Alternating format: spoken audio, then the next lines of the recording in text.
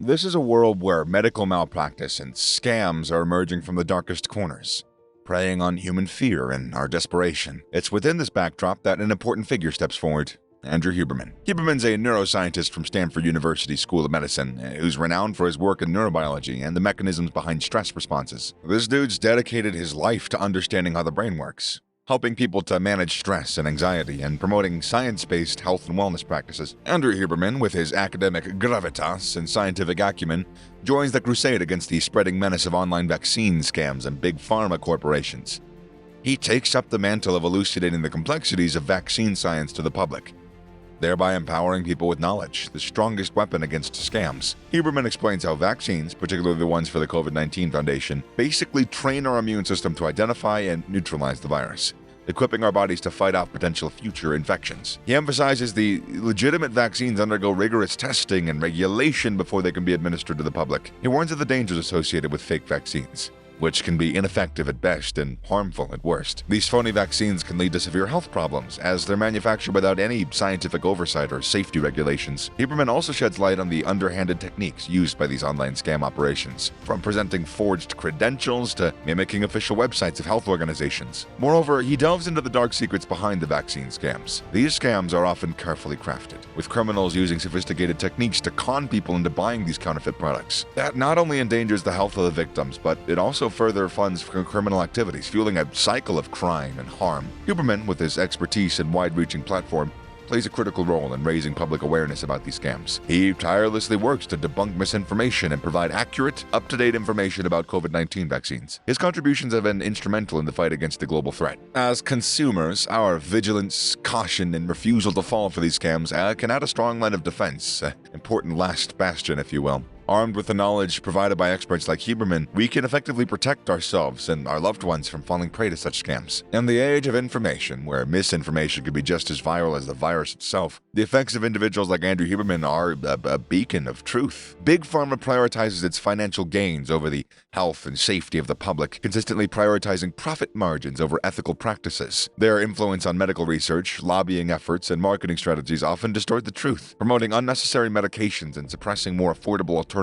Painting a better picture of the situation, imagine two online offerings, Infographic 1 and Infographic 2. They depict vials, some labeled as online vaccinations and others marked simply as vaccines available online. They seem legitimate, enticing even, promising a solution within the confines of a few clicks. However, the stark reality is different. Legitimate vaccines are never for sale. Their distribution and administration are diligently managed. They're regulated by national healthcare authorities. Engaging in risky purchases not only puts your health at risk, but it also unknowingly supports illegal groups, which promotes the further spread of this wrongdoing. Since the dawn of the pandemic, criminals have exploited the fear and panic gripping the masses, evolving their methods as they go along. The latest manifestation of this exploitation comes in the form of counterfeit vaccines. Hence, agencies like Interpol and HSI are now compelled to wave the red flag, urging people to stay vigilant and trust only the national healthcare providers for vaccine administration. Any other source, particularly online, is more likely to be a sham. These fraudulent activities are not confined to any specific geographic region. The perpetrators have a global expansion for their sites. No country or region can singularly grapple with such an omnipresent menace. It's an extraordinary challenge that necessitates a unified international response. Secretary General Stock, who plays a key role in the global fight against scams, recognized that Interpol helps police from different countries catch these bad guys. The wave of bad action started getting worse in late 2020, so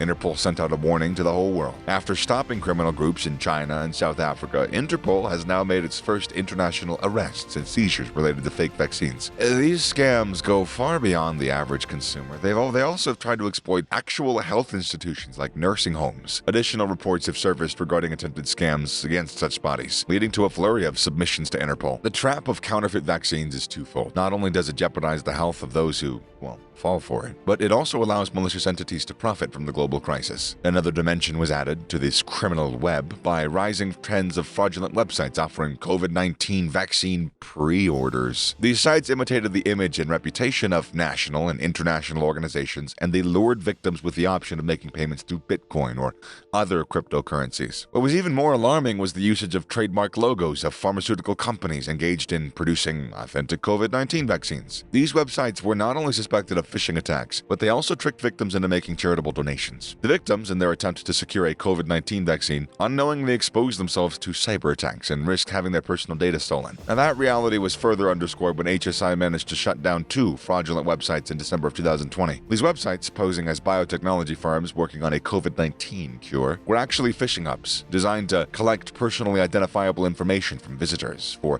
fraudulent purposes and malware distribution. This underhanded criminal operation extended to ransomware attacks, targeting entities like hospitals, local laboratories, governments, and more. To counter such cyber-enabled fraud and financial crimes, Interpol established the Global Financial Crime Task Force in 2020. In conjunction with member countries, this task force aims to enhance international cooperation and foster innovation and collaboration with public and private sector partners. The war against this new wave of crime was not confined to the authorities alone. As consumers, our vigilance, our caution, and refusal to fall for these scams could add another strong line of defense. The fight could be won by standing together, informed and alert, but, this is far from over. Andrew Huberman's work on vaccines has been a bit like the story of Rajiv Venkaya, MD. He's worked on vaccines for a long time, from being in charge of giving out vaccines at the Gates Foundation to now being the boss of the vaccine team at the Takeda Pharmaceutical Company. He knows his stuff. Imagine a big ship trying to find its way across the ocean.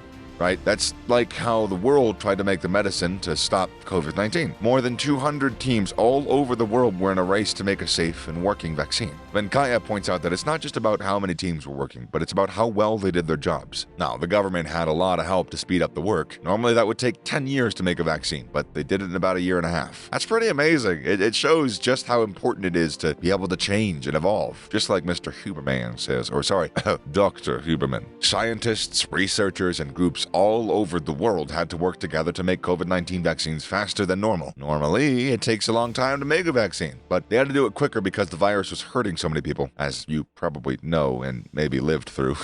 Making a vaccine usually has a lot of steps, but there's waiting in between. There's a lot of waiting. But with COVID-19, they couldn't wait. They had to do something fast to help people. And so to make things faster, scientists and researchers changed how they work. Instead of waiting for one step to finish before starting the next, they did different parts at the same time, which helped them to move faster. They also received a lot of money from different sources like governments and private groups to help develop the vaccines. Having more money allowed them to try different things and increase their chances of making effective vaccines. However, when we talk about that moolah, baby, hidden secrets are also generally involved. And the race doesn't end there. Being open and honest is crucial in gaining people's trust, of course. By sharing all the information and not hiding any uncertainties, governments can assure that the public can see these vaccines, that they are safe, they are effective in the long run. Transparency acts like a clear lens that helps build confidence. This resonates with Huberman's philosophy of communicating science effectively to foster understanding and dispel fears. Creating a vaccine is similar to crafting a beautiful piece of art. It involves resources, time, effort, love, care, imagination. Securing funds and sustaining the project can be compared to scaling a challenging mountain. However, the benefits it can bring make the endeavor worthwhile. There's also a concern that certain countries might prioritize their own requirements, making it more difficult for everyone to access and ensure safety through the vaccine. But as we all know, health is wealth, and the distribution of vaccines becomes a critical detriment of the global health equity. The importance of ensuring fair vaccine distribution is paramount. That can shape the future, sculpting public health landscapes and defining access to medicines, just as Andrew Huberman's work reshapes our understanding of the brain and its potential. The grim truth behind the COVID-19 vaccines was laid bare, highlighting the massive earnings of the big pharma kings, Pfizer, BioNTech, and Moderna. According to the People's Vaccine Alliance, these companies were pulling in an astonishing $65,000 every minute. This shocking fact was revealed during a key annual event, cheekily named Big Pharma Davos, where the ultra-rich pharmaceutical leaders gathered. While these firms bathed in wealth, their vaccine-sharing habits and left poorer countries in desperate straits. Unbelievably, Pfizer and BioNTech had handed out less than 1% of their vaccine doses to these poor nations, and Moderna a paltry 0.2%. As a result, nearly everybody, a whopping 98% in these low-income countries, remained unprotected against the virus. Maasa Sayom, a voice for the African Alliance and People's Vaccine Alliance Africa, was absolutely livid. Rightfully, of course, he said, "It's appalling. A handful of companies are pocketing millions every hour, while most people in poorer countries haven't even had one shot. These companies, choosing profits over people, have focused on profitable deals with rich countries, leaving the poor ones out in the cold." Despite pocketing over $8 billion in public funds, these three giants held their vaccine recipes close to their chests, refusing to share with willing and able manufacturers in the less affluent nations via the World Health Organization. This sharing could have actually ramped up global supplies, dropped prices, saved lives. Even when the White House and WHO pleaded, Moderna held firm. dragging its feet on the plan to recreate the vaccine in South Africa. Albert Bourla, the head honcho at Pfizer, shrugged off calls to share vaccine know-how, calling it dangerous nonsense. Absolutely dangerous, preposterous nonsense.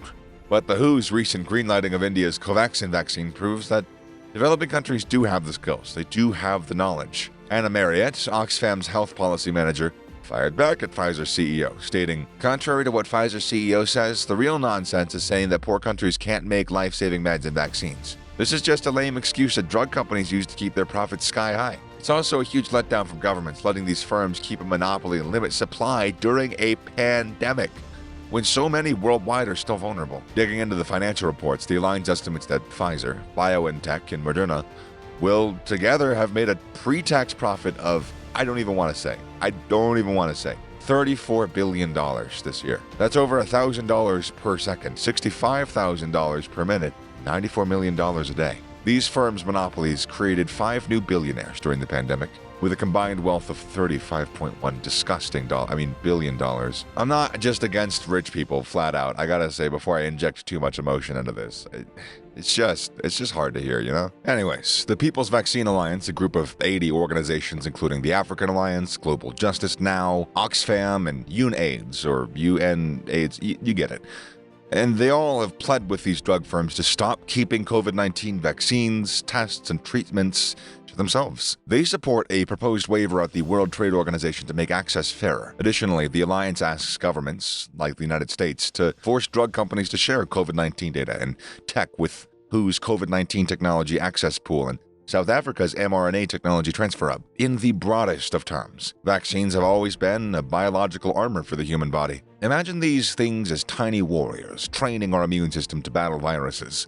The traditional way to create this armor was to use dead or weakened viruses, introducing them into the body to give our immune system a rehearsal for the real fight. But in the world of modern science, just like with any other technology, vaccines have undergone a massive transformation. As explained by Venkaya, this process has now shifted to the use of specific viral proteins, which give our immune system a more direct learning experience. This shift in vaccine technology could be likened to changing from a black and white television to a high-definition LED screen. And one breakthrough innovation that stands out from the rest is mRNA vaccines. If you're scratching your head wondering what that even means, let's break it down real quick. mRNA vaccines introduce the body to a set of genetic instructions. Think about it like being handed a building blueprint. And these help the body produce proteins. These proteins then set the necessary alarms for the immune system to act. This ingenious solution was merely a theory for a lot of years, but has finally become a reality. An excellent example of this breakthrough is Moderna's mRNA vaccine, which is now in its final stages of testing for COVID-19. As Andrew Huberman, a renowned neuroscientist, might put it, these advancements are revealing the true purpose and potential of vaccines to protect, preempt,